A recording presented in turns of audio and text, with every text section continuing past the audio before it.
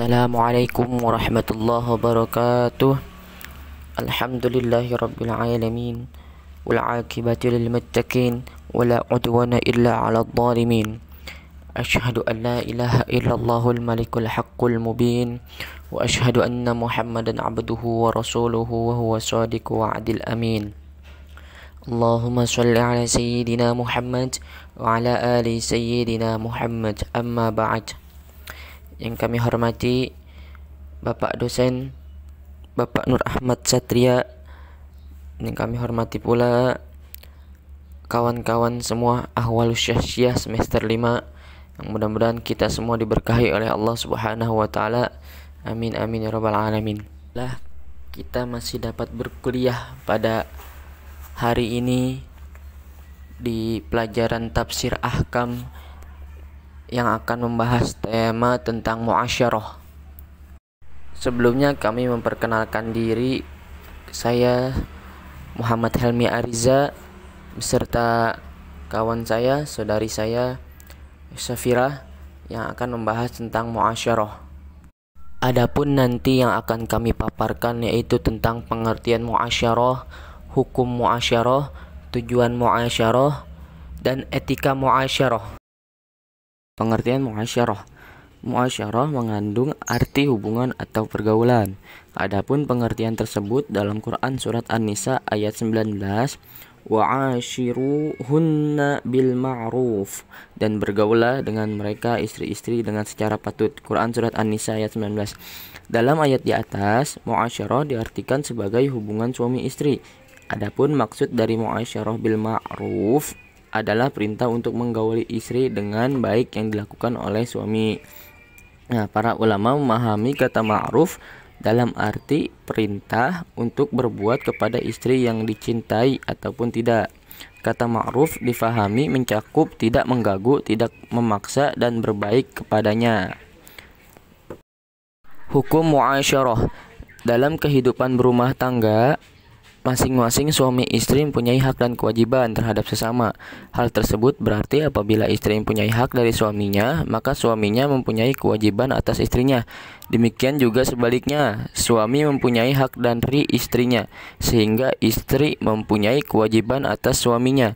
Hak tidak dapat dipenuhi apabila tidak ada yang menunaikan kewajiban. Hal ini sesuai dengan firman Allah yang terkandung dalam Quran surat Al-Baqarah ayat 228. Walahunna mithlul ladzi 'alaihinna bil ma'ruf walirrijali 'alaihinna darajah wallahu azizun hakim. Saya akan melanjutkan pembahasan tentang muasyarah, yaitu sekarang tentang masuk ke tujuan muasyarah.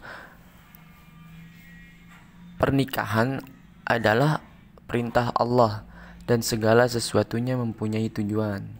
Allah menciptakan makhluknya bukan tanpa tujuan, tetapi di dalamnya terkandung rahasia yang amat dalam supaya hidup hamba-hambanya di dunia ini menjadi tentram.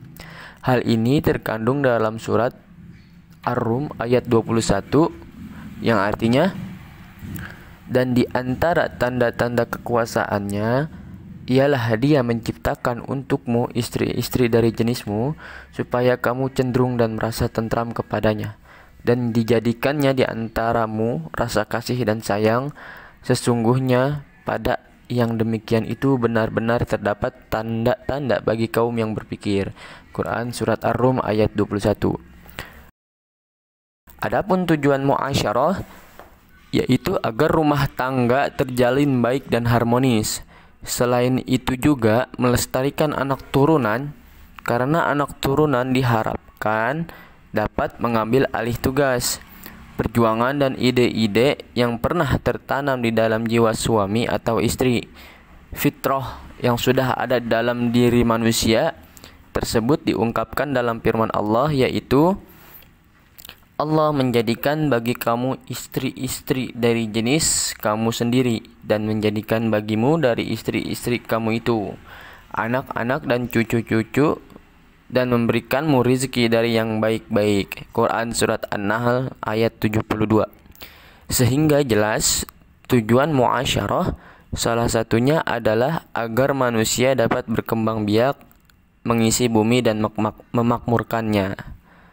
Hai sekalian manusia, bertakwalah kepada Tuhanmu yang telah menciptakan kamu dari seorang diri, dan daripadanya Allah menciptakan istrinya, dan daripada keduanya Allah memperkembangbiakan laki-laki dan perempuan yang banyak. Dan bertakwalah kepada Allah yang mempergunakan namanya kamu saling meminta satu sama lain, dan peliharalah hubungan silaturahim. Sesungguhnya Allah selalu menjaga dan mengawasi kamu.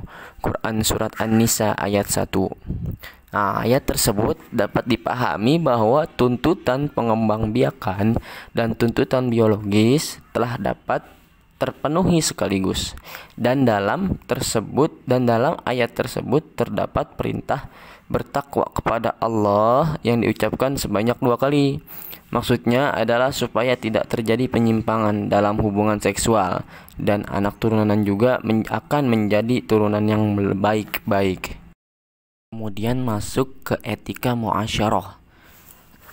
Dalam hidup berumah tangga, banyak hal yang harus diperhatikan antar suami istri. Di dalam muasyarah sendiri ada aturan-aturan yang harus diikuti. Berikut adalah etika dalam muasyarah yang beberapa diantaranya terkandung dalam Al-Quran, yaitu: mereka bertanya kepadamu tentang haid, katakanlah ia adalah gangguan. Oleh sebab itu, hendaklah kamu menjauhkan diri dari wanita di waktu haid, dan janganlah kamu mendekati mereka sebelum mereka bersuci. Apabila mereka telah amat bersuci, maka campurilah mereka itu di tempat yang diperintahkan Allah kepada kamu. Sesungguhnya Allah menyukai orang-orang yang taubat dan menyukai orang-orang yang bersungguh-sungguh menyucikan diri. Quran Surat Al-Baqarah ayat 222. Pertanyaan tentang apa itu haid sebenarnya bukan hakikat dari persyaratan mereka, tetapi menanyakan bagaimana tuntutan ilahi kepada suami pada saat istri sedang haid, sehingga turunlah ayat tersebut yang menjelaskan larangannya untuk melakukan muasyarah atau menggauli istri. Adapun alasan haid adalah gangguan, maksudnya adalah karena haid mengakibatkan gangguan terhadap fisik dan psikis wanita, juga terhadap pria. Secara fisik, dengan keluarnya darah yang segar mengakibatkan gangguan pada jasmani wanita. Rasa sakit seringkali melilit perutnya akibat rahim berkontraksi. Selain itu juga, kedatangan tamu bulanan mengakibatkan nafsu seksual wanita sangat menurun. Emosinya seringkali tidak terkontrol.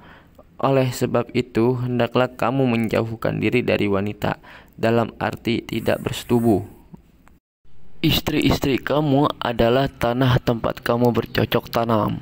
Maka datangilah tanah bercocok tanam kamu itu kapan dan bagaimana saja kamu kehendaki, dan kedepankanlah untuk diri kamu, serta bertakwalah kepada Allah. Ketahuilah bahwa kamu kelak akan menemuinya.